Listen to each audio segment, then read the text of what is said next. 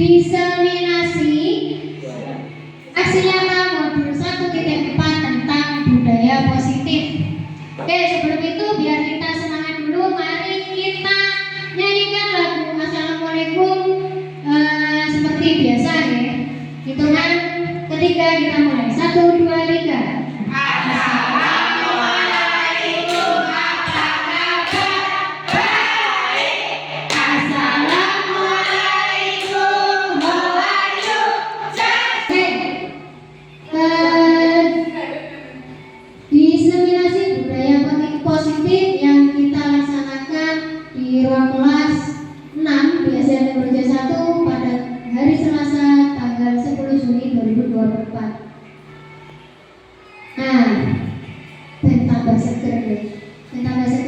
Silakan sebut warnanya, jangan tulisannya. Warnanya. Saya tunggu. Bareng-bareng ya. Yuk.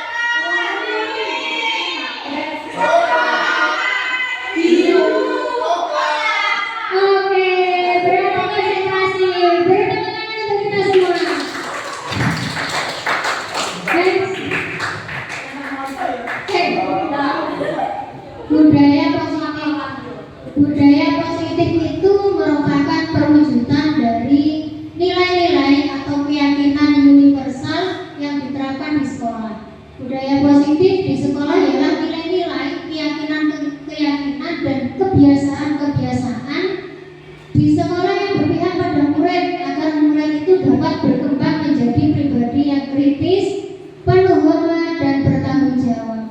Nah, di sekolah kita itu sebenarnya sudah menerapkan budaya positif Bapak Ibu.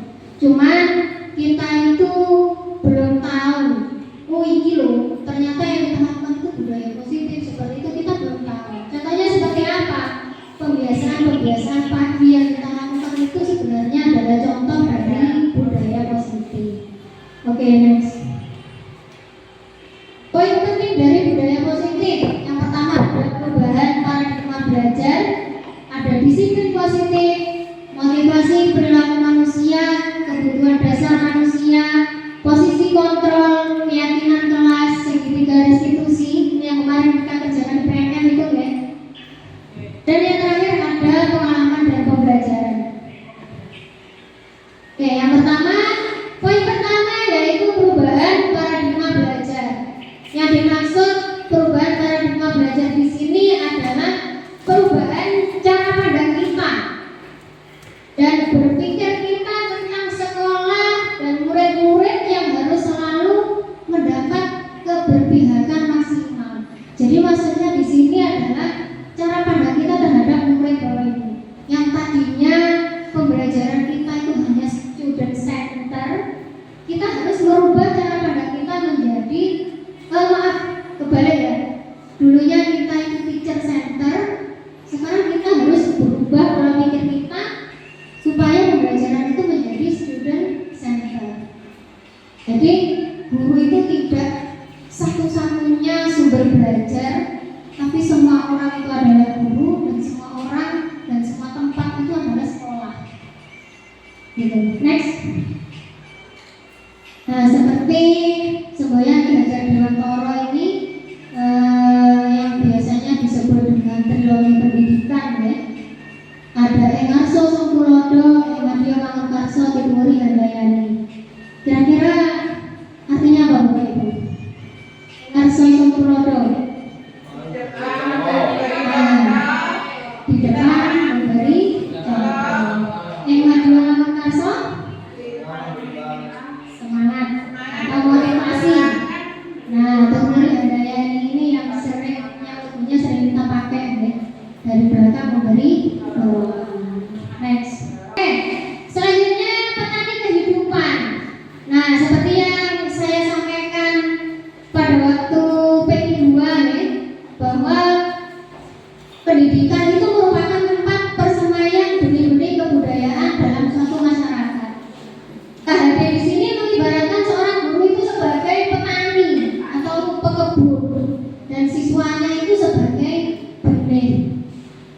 jika benih padi ditanam di tanah yang subur, mendapatkan sinar matahari dan pengairan yang baik, maka benih padi tersebut akan dapat berkembang dengan baik.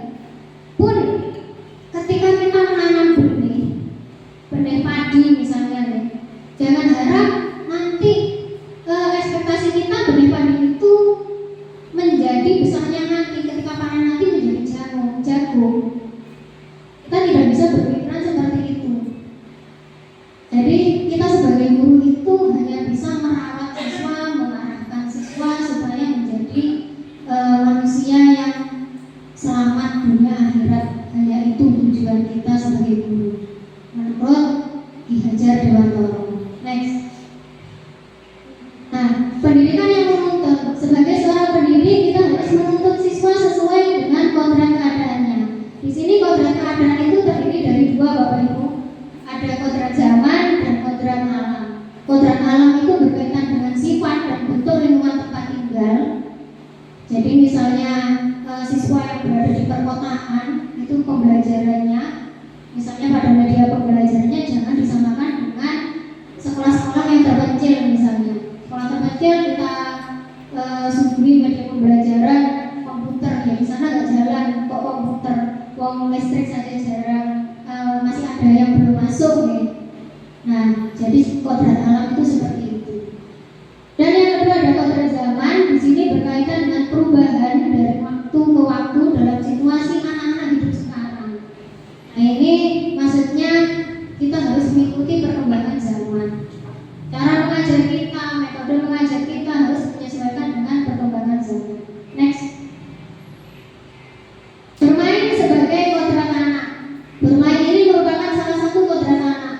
Pikiran atau yang biasa disebut dengan cipta, perasaan atau rasa, kemauan, karsa atau karya, tenaga, itu pekerti, itu sebenarnya sudah ada pada diri anak. Tugas kita itu hanya mengasahnya melalui kegiatan-kegiatan yang menyenangkan dalam belajar. Nah, ini kaitannya seperti hanya dengan karakter atau watak Bapak Ibu. Kita tidak bisa merubah watak seseorang, tapi yang kita bisa itu hanya mengarahkan supaya mengarah pada hal kebaikan. Pendidikan berpihak pada siswa. Jadi KHD di sini mengemukakan bahwa seorang guru itu harus menghamba kepada anak. Hal itu berarti guru haruslah memberikan pelayanan yang optimal bagi tumbuh kembang anak dengan mempertimbangkan segala hal yang mendukung dalam memfasilitasi dan memotivasi proses anak membangun pengetahuan, keterampilan dan sikapnya. Jadi yang dimaksud dengan menghamba pada anak di sini bukan berarti kita kok ngalah terus pada anak ya. Kita sedih dawuh pada anak enggak. Tapi yang dimaksud dengan menghamba di sini adalah keoptimalan kita dalam kegiatan belajar mengajar. Next. Poin yang kedua yaitu disiplin positif. Kebanyakan orang akan menghubungkan kata disiplin itu dengan kata tertib. Ya enggak Bapak Ibu? Disiplin itu pasti kaitannya kalau hukuman. Nah, kata disiplin juga sering berhubungan dengan hukuman, padahal itu sungguh berbeda. Sekarang coba berpasangan Bapak Ibu, berpasangan dua orang silakan berhadapan ke depan. Silakan yang satu mengepalkan tangannya, satu orang mengepalkan tangannya. Yang satu mencoba membuka kepala temannya, tangan temannya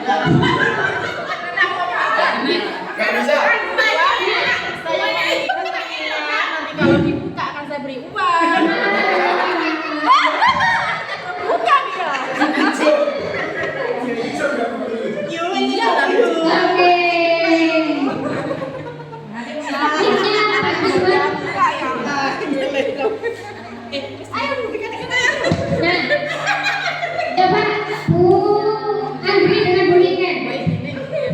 Ketika melakukan praktek barusan, kepalanya kira-kira terbuka apa enggak? Awalnya tidak. Awalnya tidak. Jadi kan sudah berusaha, ternyata langkah terakhir mengitik-itik. Saya terbuka. Oke. Jadi kita tenangin kita terus. Oke. Jadi intinya yang pertama tadi belum terbuka setelah melakukan apa tadi rayuan dengan mengitik-itik. Tidak merayu, tapi Mengancam atau gimana? Oh, titik-titik akhirnya terbuka. Oke. Jadi next Pak. Apakah Anda membuka atau menutup kepalan tangan Anda? Ya siapa tadi yang tangannya terbuka? Yang ujung-ujungnya tangannya terbuka. Bu Andri dengan Bu Ani. Oke. Mengapa? Apa alasan Anda melakukannya? Loh.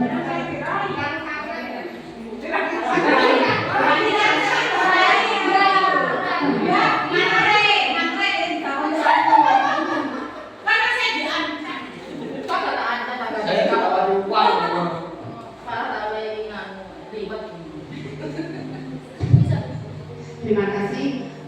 Saya tadi membuka tangan saya karena tadi burung telah berhasil meraih saya dengan ini. Kalau saya membuka tangan saya akan beri hadiah uang. Jadi nanti saya akan memintanya lagi.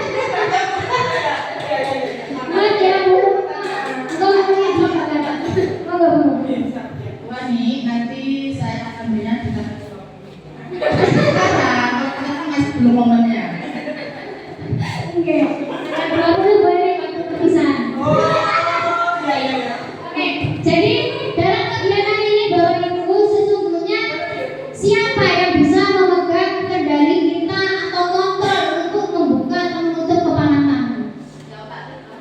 Nah, jadi yang memegang kendali atau kontrol itu adalah diri kita sendiri. Kita mau membuka atau menutup itu terserah diri kita sendiri. Itu next. Jadi ya situasinya itu tadi diberi rayuan, dikasih uang, ya. Jadi ujung-ujungnya tetap diri kita sendiri yang bisa melakukan kontrol itu sendiri. Nah ini menurut Bapak Stephen R. Covey, nah ini saya juga belum tahu orangnya yang mana, tentang prinsipal center leadership tahun 1991 mengatakan bahwa bila kita ingin membuat kemajuan perlahan, sedikit-sedikit ubahlah sikap atau perilaku Anda. Namun bila kita ingin memperbaiki cara-cara utama kita, maka kita perlu mengubah kerangka acuan kita. Ubahlah bagaimana Anda melihat dunia, bagaimana Anda berpikir tentang manusia. Ubahlah paradigma Anda, skema pemahaman dan penjelasan aspek-aspek tertentu tentang realitas.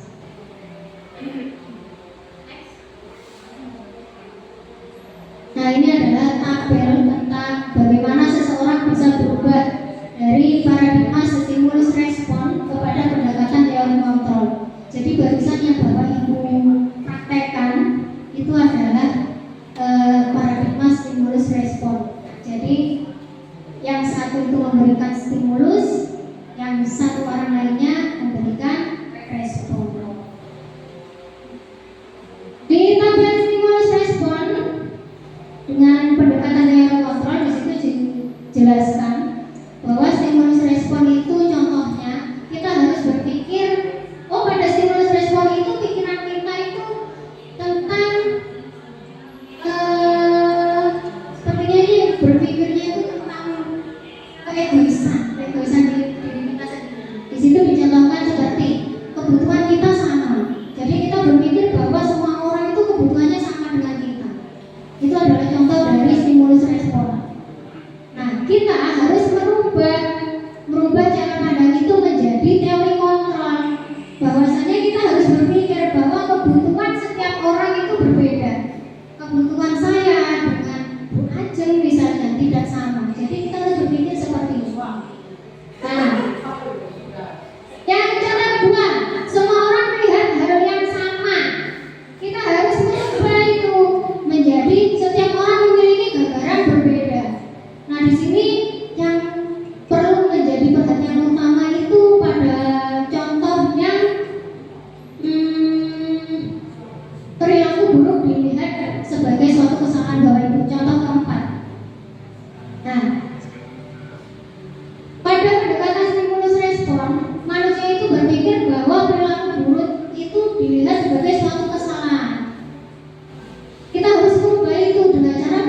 bahwa semua perilaku itu memiliki tujuan. Contohnya seperti anak didik saya Ibrahim, dia sering melakukan kesalahan. Jujur, apa? Oh, perbedaan perilaku. Iya, nah itu sudah masuk pada yang kontrol. Nah, sebelumnya saya menganggap bahwa perilaku yang dilakukan oleh si inisial I itu tadi salah. Iya, harus disebutkan inisial. Nah, ternyata setelah saya belajar tentang ini, apa yang saya pikirkan itu salah. Saya harus merubah cara pandang itu. Bahwasanya apa yang dilakukan anak itu mempunyai tujuan tertentu. Setelah saya dengan demikian itu melakukan pendekatan dengan wali muridnya, dengan kolaborasi dengan wali muridnya, ternyata benar bahwa apa yang dilakukan si I itu tadi memang ada tujuan tertentu dengan faktor X dan Y. Nah, jadi seperti itu Bapak Ibu. Next. Apa itu disiplin?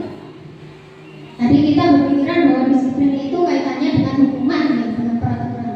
Tapi menurut KHD di situ menyatakan bahwa di mana ada kemerdekaan, disitulah harus ada disiplin yang kuat. Sungguh pun disiplin itu bersifat self disiplin, yaitu kita sendiri yang mewajibkan kita dengan sekeras-kerasnya. Tetapi itu sama saja, sebab jika kita tidak cakap melakukan self disiplin, wajiblah penguasa lain mendisiplinkan diri kita, dan peraturan demikian itulah harus ada di dalam suasana yang merdeka. Ini maksudnya disiplin itu harus dari kesadaran diri sendiri, Bapak Ibu. Next. Nilai kebajikan universal, ada keadilan, tanggung jawab, kejujuran, bersyukur, integritas, kasih sayang, rajin, percaya diri, komitmen, berprinsip, sabar, dan lainnya. Nah, nilai kebajikan universal tadi itu sudah dikemas dalam 6 dimensi profil pelajar Pancasila. Lanjut. Poin yang ketiga yaitu motivasi perilaku manusia. Mari kita tanyakan ke diri kita sendiri bagaimana kita berperilaku.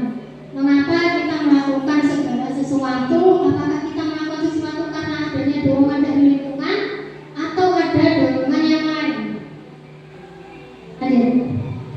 Nah, jadi motivasi perilaku manusia itu ada 3 Bapak Ibu faktornya. Yang pertama untuk menghindari ketidaknyamanan atau hukuman. Yang kedua untuk mendapatkan imbalan atau penghargaan dari orang lain. Ini biasanya kita nih. Ini kayak mau langsung benar. Ya. Yang ketiga untuk menjadi orang yang mereka inginkan dan menghargai diri sendiri dengan nilai-nilai yang mereka percaya. Next. Nah, faktor yang pertama untuk menghindari ketidaknyamanan atau hukuman. Ini adalah tingkat terendah dari motivasi perilaku manusia.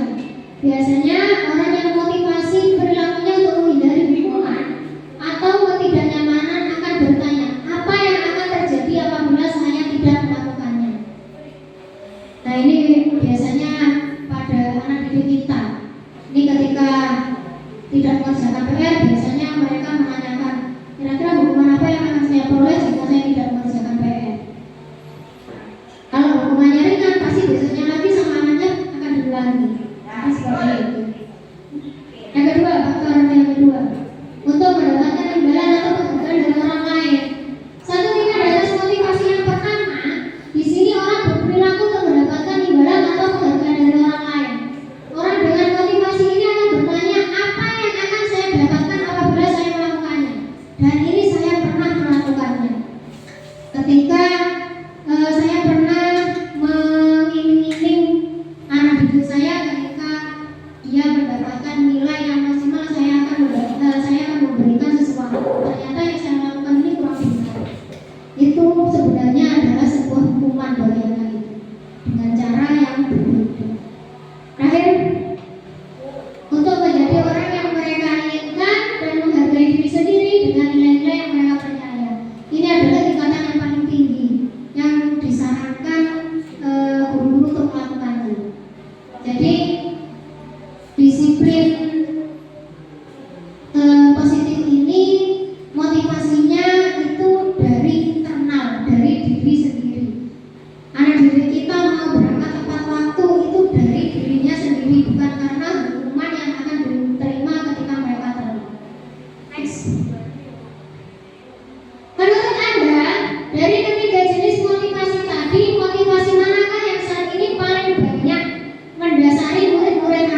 sekolah. Monggo. Kira-kira yang mana? Satu orang saja perwakilan.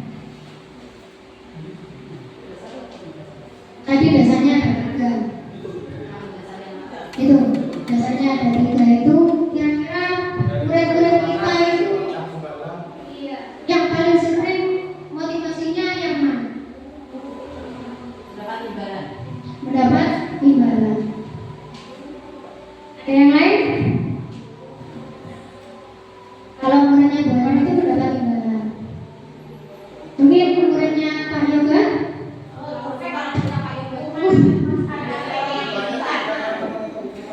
Iya. Terus yang lain? Motivasinya itu. Tapi Kak, masuk Kak prestasi akeh sih. Lek wis kayak imbalan semangat. Iya.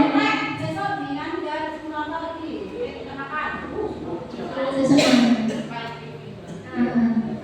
Jadi murid-murid kita kebanyakan itu ya yang satu materi dan kegiatan yang menyenangkan mereka masuk jalan. Contohnya adalah besok ya dapat jalan-jalan itu sumpenan mereka semangat. ya. Jadi itu ya. Uang itu jelas semangat. Berarti murid-murid kita itu paling banyak itu karena motivasi untuk mendapatkan imbalan dan atau penghargaan. Nah itu kemudian yang jelas. Langsung. Nih kasus 1. Moga Bapak Ibu dicatat. Kita kurang menguasai pelajaran matematika. Hari ini ada sekali. Sehingga pada saat pelajaran tersebut berlangsung, dia lebih banyak berdiam diri atau menggambar di buku pelajaran.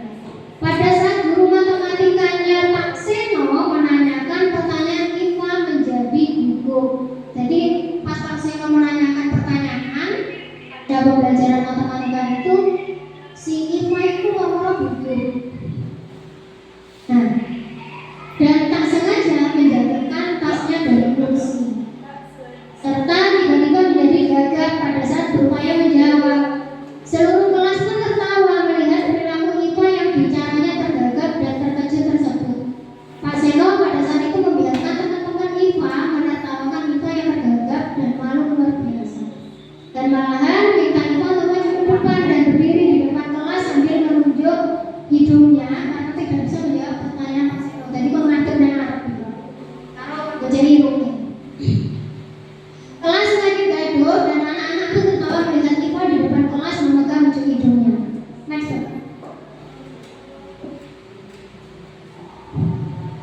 Monggo, apakah Anda setuju dengan tindakan Pak Seno terhadap IPA?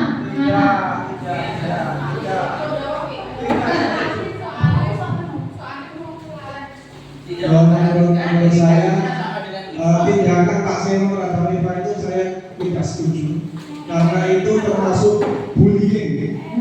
Itu termasuk nanti memotivasi temannya untuk bullying terhadap IPA. Jadi kalau bisa Pak Seno itu lebih mengasih pengertian kepada temannya bahwa IPA itu mungkin mengalami kesulitan apa, kemudian dijelaskan dan teman-temannya kalau bisa jangan sampai menertawakan. Mungkin itu saja. Oke, terima kasih jawabannya Pak Yogi. Sekalian Pak Yogi, menurut Pak Yogi tindakan Pak Seno terhadap IPA itu merupakan sebuah hukuman atau konsekuensi?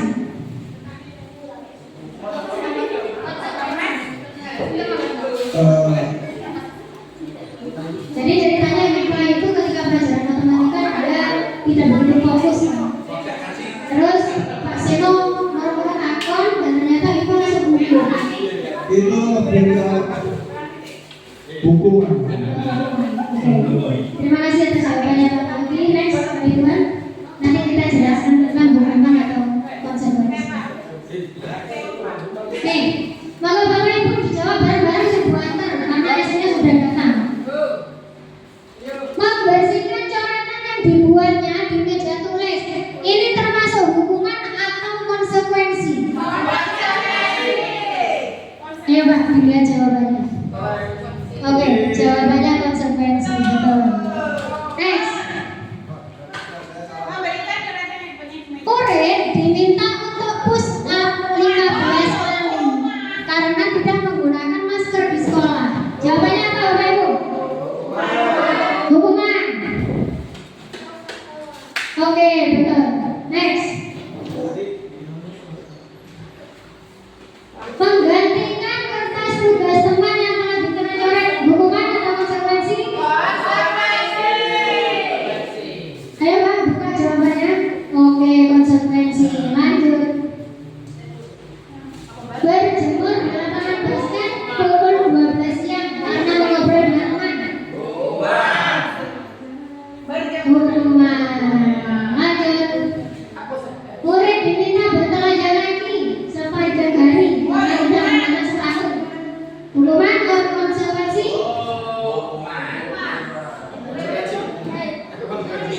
Bertelanjang kaki.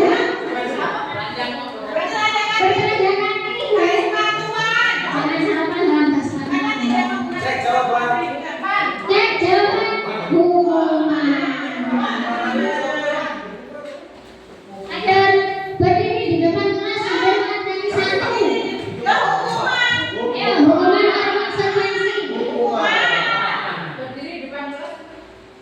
Ya, hukuman. Bukan Pak. Next. Kasus 2. Monggo minta tolong satu orang membacakan. Saya juga pernah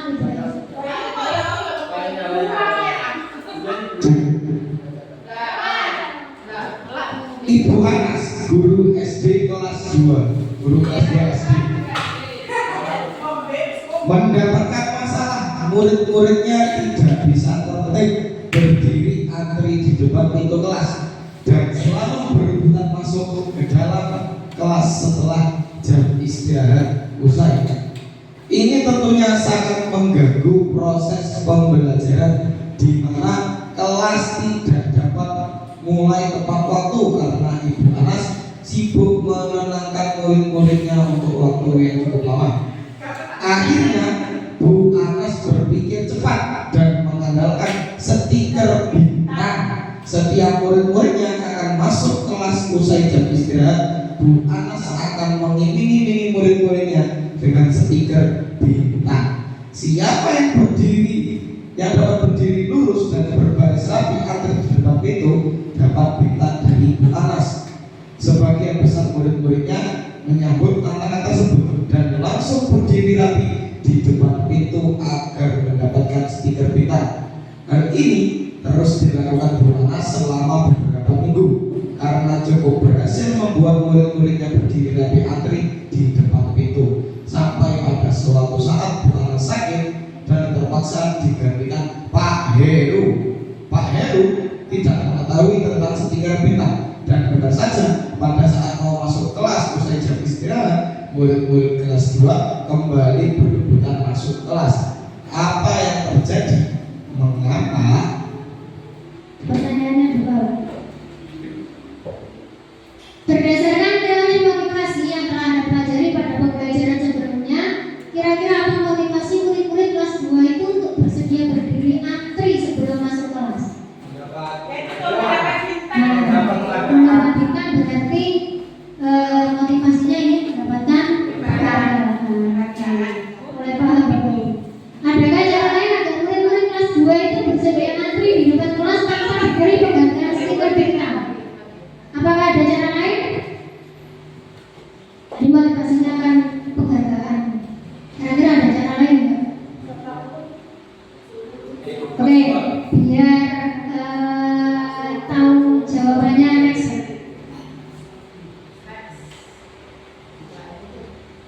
Namun tanpa kita sadari ternyata pengaruh jangka pendek dan jangka panjang. Jika kita menggunakan penghargaan lagi dan lagi, maka orang tersebut akan bergantung pada penghargaan yang diberikan serta kehilangan motivasi dari dalam. Makanya tadi saya bilang bahwa penghargaan itu sebenarnya adalah hukuman dengan cara yang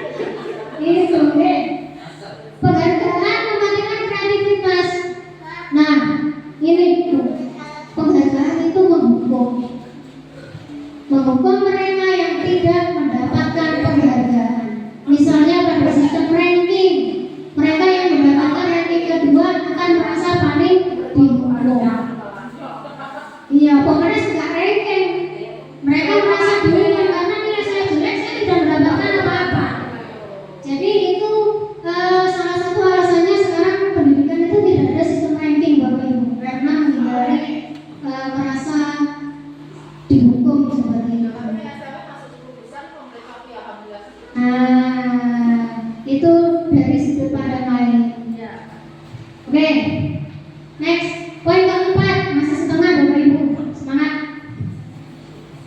Poin keempat itu kebutuhan dasar. Seluruh tindakan manusia memiliki tujuan tertentu. Semua yang kita lakukan adalah usaha terbaik kita untuk mendapatkan apa yang kita inginkan. Ketika kita mendapatkan apa yang kita inginkan, sebetulnya saat itu kita sedang memenuhi satu atau lebih dari satu kebutuhan dasar kita. Kira-kira Bapak Ibu tahu nggak kebutuhan dasar manusia itu ada apa saja? Ada makan. Oke, next. Ini, jadi menurut Dr. William Glasser, ini saya juga belum tahu orangnya yang mana. Dalam choice theory, kebutuhan dasar itu ada 5 Bapak Ibu. Yang pertama itu kebutuhan bertahan hidup, seperti yang jawabannya juga tadi. Salah satunya sandang pangan papan. Iya, penting. Yang kedua kasih sayang dan rasa diterima. Kasih sayang. Oh ya, saya belum buat jembe pagi dua kebutuhan ini belum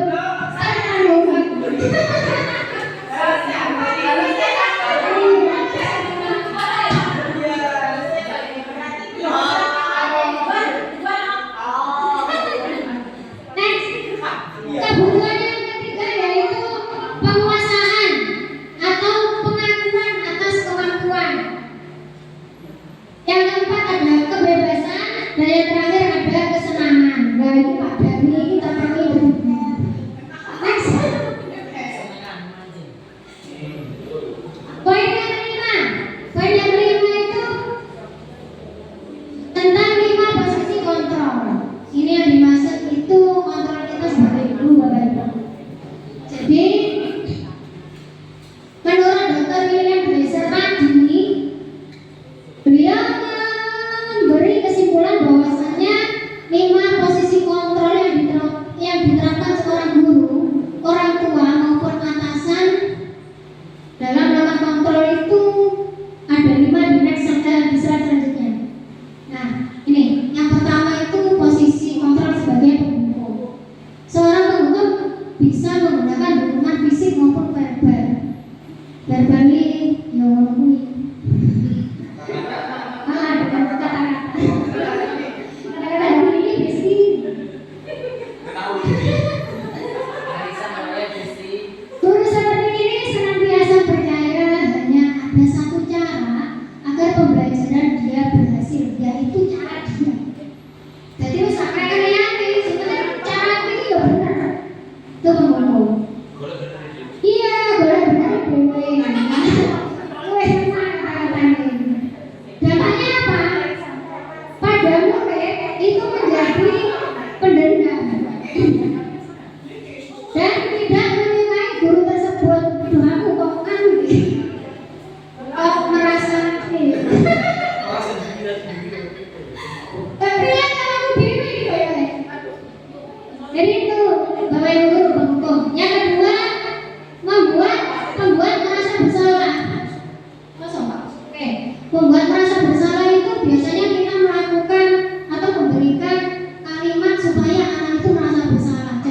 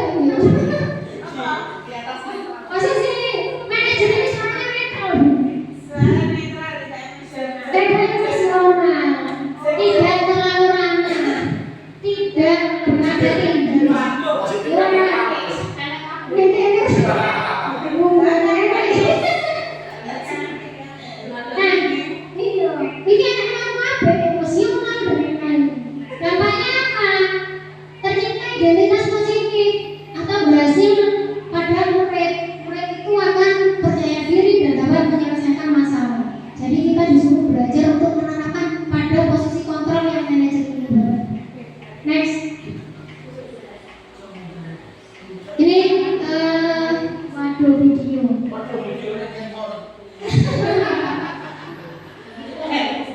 Ya nggak bisa BBM.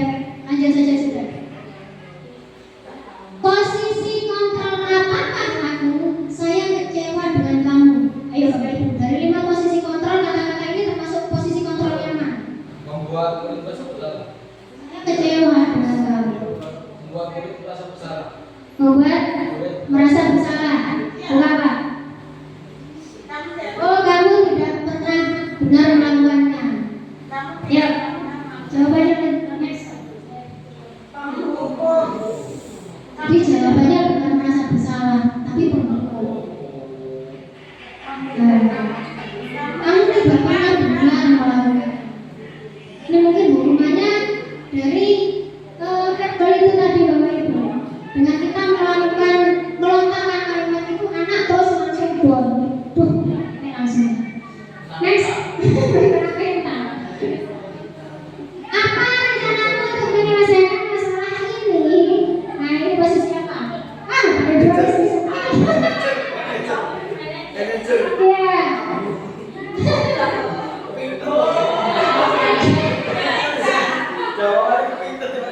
Jadi ini adalah posisi manajer.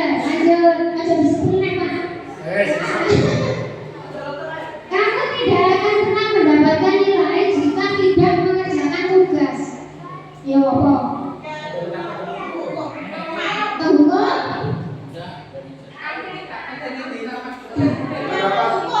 Merasa bersalah? Bukan Pak. Bukan. Pemantau.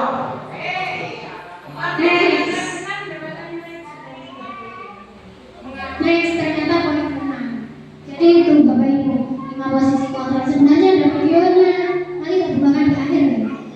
Kalau waktunya cukup. Poin 6, keyakinan kelas. Mengapa keyakinan kelas? Mengapa bukan peraturan kelas?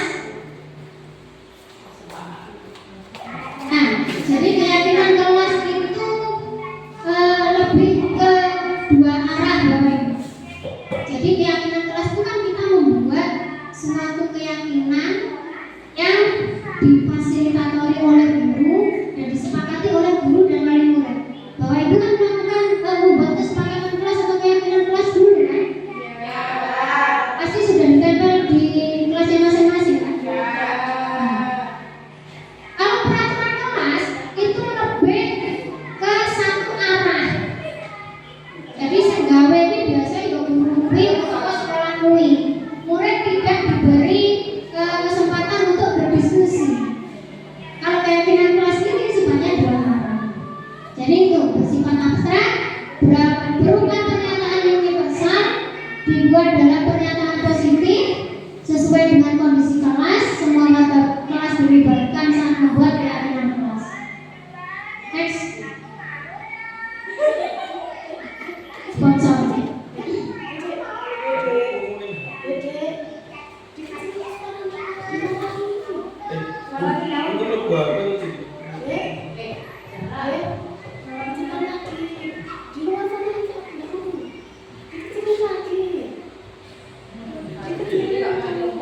Lagi oke?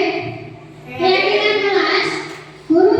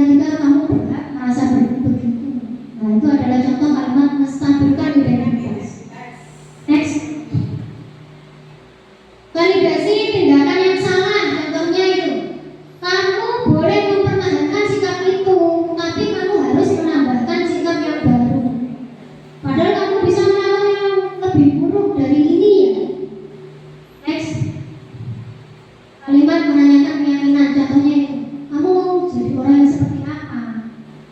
Lanjut. Lanjut. Boleh tadi apa? Keyakinan kelas tadi terlempar berarti saja. Bapak di next saja. Di pembentukan keyakinan kelas A, Bapak Ibu kembali ke pembentukan keyakinan kelas ya. Karena ini di bulan Juli kita pasti akan membuat lagi di keyakinan kelas. Jadi keyakinan kelas itu bersifat lebih abstrak daripada peraturan yang lebih rinci dan konkret, berupa pernyataan universal. Pernyataan keyakinan kelas senantiasa dibuat dalam bentuk positif. Keyakinan kelas hendaknya tidak terlalu banyak. Sebaiknya diterapkan di lingkungan tersebut. Semua warga kelas ikut berkontribusi dalam membuat keyakinan kelas itu melalui curah pendapat. Dan keyakinan kelas itu ternyata bisa ditinjau dari waktu ke waktu, Bapak. Jadi orang gawene di awal semester digawe sak semester, setahun kemudian baru ganti. Nah itu ternyata kita diperbolehkan untuk merefresh keyakinan kelas itu sesuai dengan kebutuhan. Iya, fleksibel sifatnya. Next, itu adalah prosedur pembentukan keyakinan kelas. Di poin ketiga, Bapak Ibu, monggo dilihat. Jadi kalimat keyakinan kelas itu tidak boleh dalam bentuk kalimat negatif. Jadi menghindari kata dilarang, tidak boleh, oh tidak boleh, jangan. Yes, yes.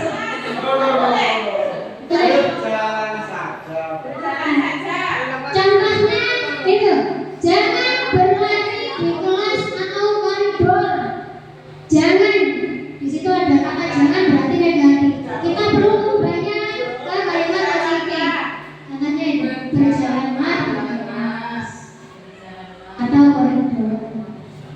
Dilarang membuat sampah sembarangan. Kira-kira apa?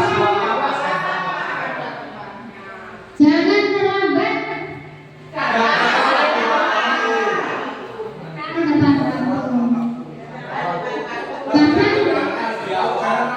Jangan rame.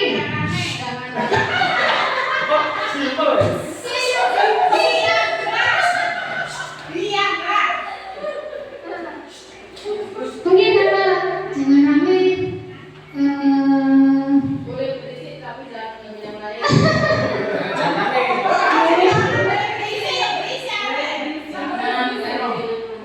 jangan berkelahi, diganti cinta damai. Jangan cinta sesat.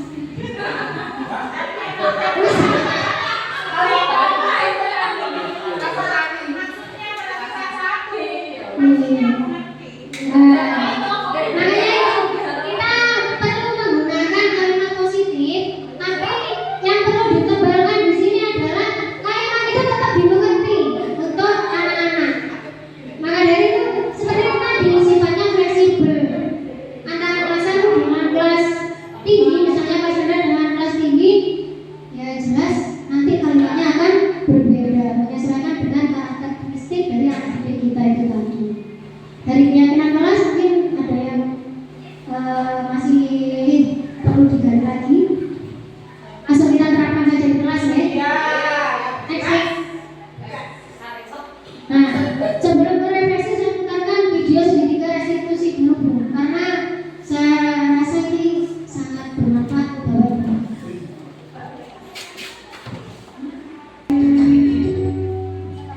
Salam dan bahagia Ibu dan Bapak guru hebat. Pada video kali ini kita akan membahas tentang salah satu program disiplin positif yang diterapkan di lingkungan sekolah yang dikenal dengan nama restitusi.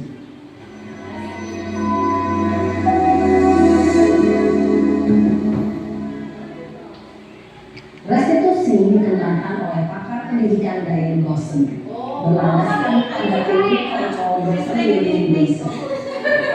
Segitiga restitusi adalah suatu proses dialog yang dijalankan oleh guru atau orang tua agar dapat menghasilkan menghasilkan murid yang mandiri dan bertanggung jawab.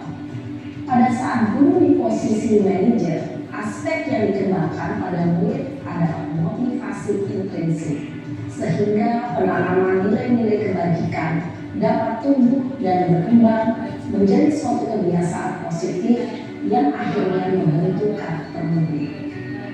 Proses dialog ini terdiri dari 3 langkah yang digambarkan pada ketiga sisi pada segitiga restitusi. Sisi pertama adalah menstabilkan identitas. Sisi yang kedua adalah validasi tindakan yang salah. Dan sisi yang ketiga adalah menanyakan keyakinan. Ibu dan Bapak Guru, berikut ini akan ditunjukkan bagaimana seorang guru berada dalam posisi manajer menggunakan penerapan segitiga restitusi.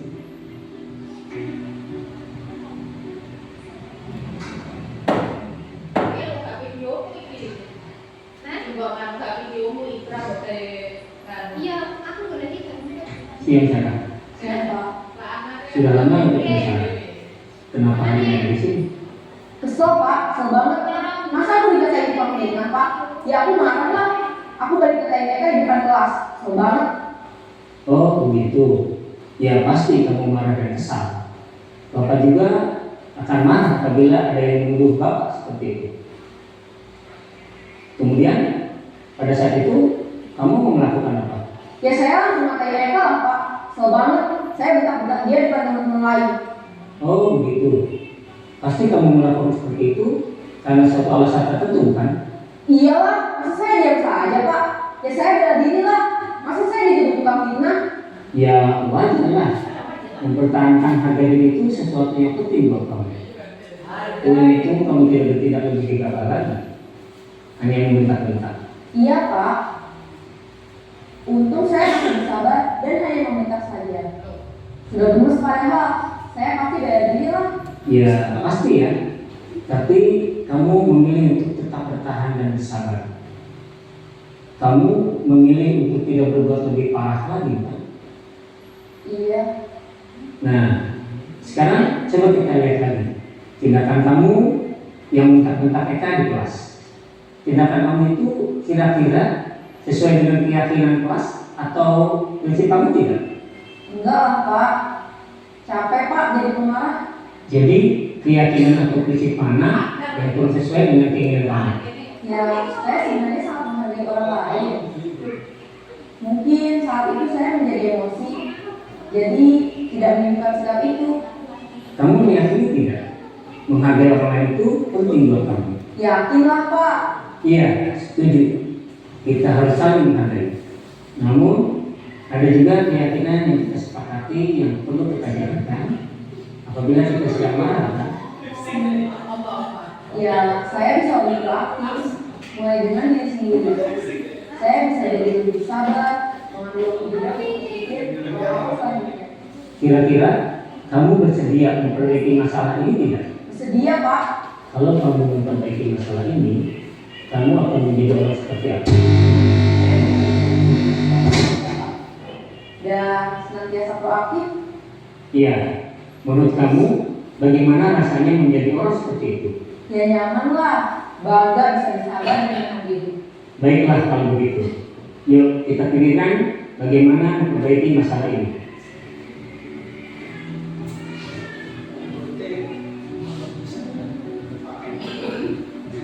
Ibu dan Bapak Guru hebat. Baru saja kita menyaksikan contoh bagaimana seorang guru berada dalam posisi manajer menggunakan penerapan segitiga restitusi. Mari kita bahas satu persatu. Pada sisi pertama, menstabilkan identitas berdasarkan pada prinsip bahwa membuat kesalahan adalah bagian dari proses pembelajaran. Sisi pertama dari segitiga ini berperan menggeser identitas murid dari identitas gagal ke identitas sukses. Murid yang sedang bertingkah laku yang tidak pantas atau menarik diri saat itu sedang mengalami identitas gagal. Bila kita mengikutinya, maka posisinya tidak akan berubah. Kita bisa mengajukan pernyataan-pernyataan ini. 1. Membuat kesalahan sesuatu yang wajar. 2. Manusia tidak ada yang sempurna. 3. Kita bisa memperbaiki masalah ini. 4. Saya tidak menanyakan kesalahannya. Saya lebih fokus bagaimana memperbaiki masalah ini. 5. Apakah saat ini kamu telah menjadi orang yang baik untuk dirimu sendiri? Pada sisi kedua, validasi tindakan yang salah berlandaskan pada prinsip bahwa setiap perilaku berupaya memenuhi suatu kebutuhan tertentu.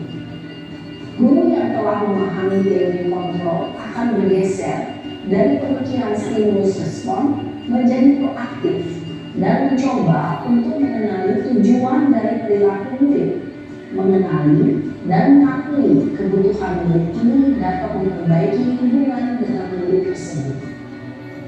Pernyataan atau pertanyaan bisa disampaikan dengan nada suara tidak menghakimi atau memojokkan, sehingga dapat mengembalikan murid pada posisi positif.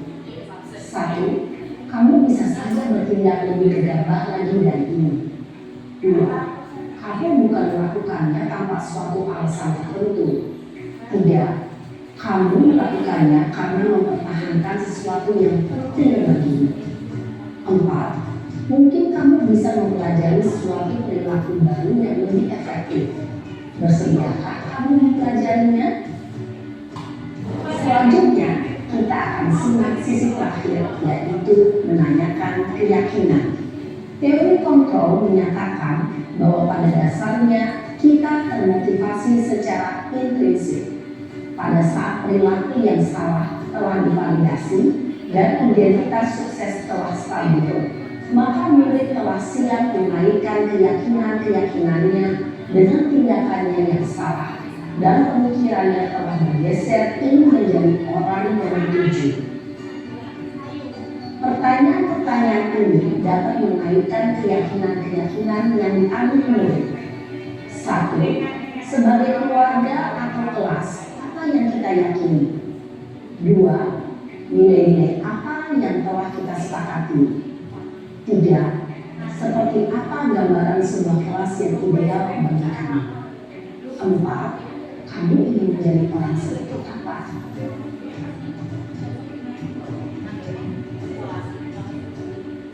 Dalam menerapkan segitiga restitusi, perlu diperhatikan beberapa hal, yaitu 1. Perilaku yang salah perlu dikaitkan dengan nilai-nilai atau keyakinan yang telah disepakati atau dituju.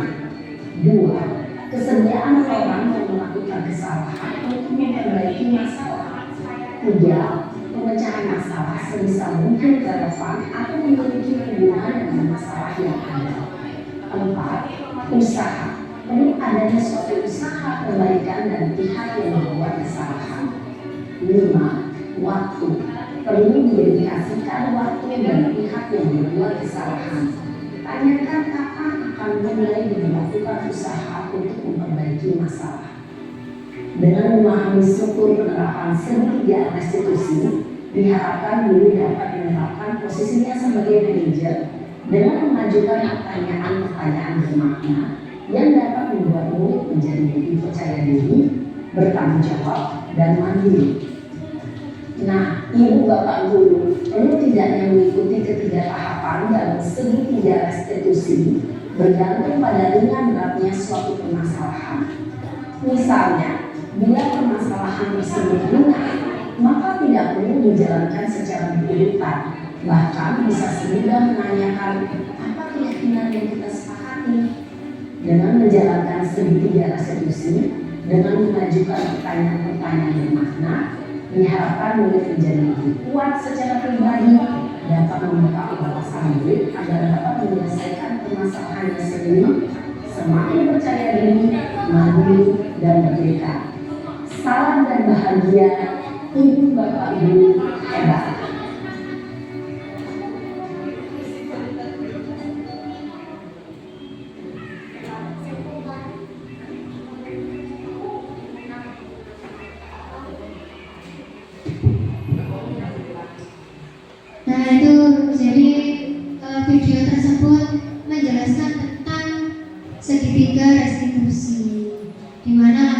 tadi ada 3 ya. Yang pertama tadi apa?